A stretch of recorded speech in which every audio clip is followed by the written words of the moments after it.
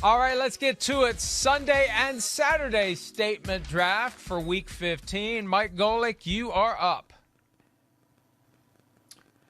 How about Jared Goff? How about what he had been going through there in Detroit? Him and Campbell seeming to go at it a little bit. That team not doing well. He's 21 of 26 yesterday, 216 yards, 3 touchdowns, no interceptions in their upset over the Arizona Cardinals. He's completing about 67% of his passes this year, still in single digits of interceptions with 8. So, a guy who really was kind of getting ripped a bit is what was going on in Detroit, trying to salvage what he can there and pulling out a couple of wins for Detroit. Got to give him his props.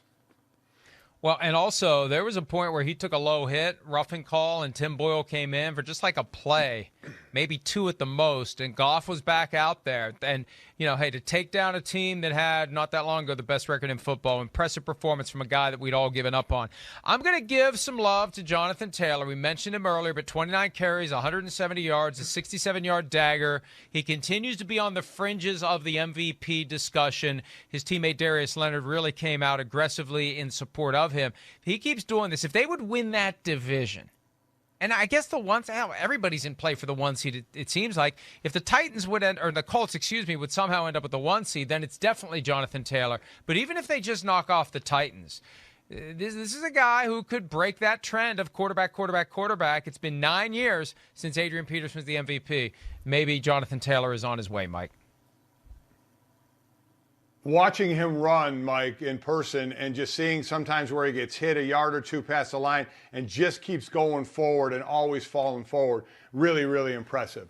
My next is going to be Davis Mills. Here's a 3rd-round pick. You had Deshaun Watson until that whole thing fell apart. Tyrod Taylor was then the quarterback until he gets hurt. All of a sudden, there's Davis Mills with an opportunity as a 3rd-rounder, plays in 10 games, completing 66% of his passes, gets the win over Jacksonville yesterday. Just a guy who you didn't expect to be on the field, getting his chance. I believe 10 touchdowns, does have 9 interceptions as well. Not like I say, he's not setting the world on fire, but for a guy that wasn't expected to play and all of a sudden got his chance to play, let's see what he can make of it. Let's see where it can lead for him down the road. But pretty nice job overall by him for a guy that was expected to hold a clipboard all year.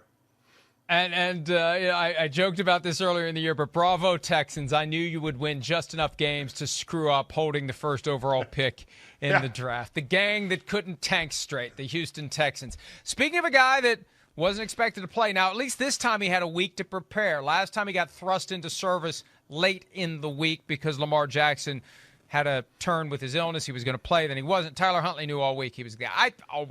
The ankle injury, Lamar wasn't going to play. Tyler Huntley came in, 2 touchdown passes, 2 rushing touchdowns. First Raven to ever do that, something Lamar Jackson has never done. Tyler Huntley is laying the foundation to get an opportunity to start somewhere else. And he could be pretty good when he gets his opportunity to do just that. We have an opportunity, or more of a necessity, to take a break. We'll wrap up the Sunday and Saturday statement draft when PFT Live continues right after this. All right, those are the first 2 selections for each of us. Mike Golic is now up with the 3rd pick in the Sunday and Saturday statement draft for Week 15. What do you got, Mike? I'm going to go with the dynamic duo of Travis Kelce and Tyreek Hill. I mean, what they're doing together, 2nd and 11th in the league in receptions, both of them over 1,000 yards. Between the 2 of them, 185 receptions, over 2,200 yards and 16 touchdowns. In the last game they went over the Chargers, they had 22 receptions between the 2 of them, 339 yards and 3 touchdowns. I just don't know. You sit there and look at the teams and dynamic duos of a team. This is a tough one to beat of what they're both doing to help damage those other teams' defenses.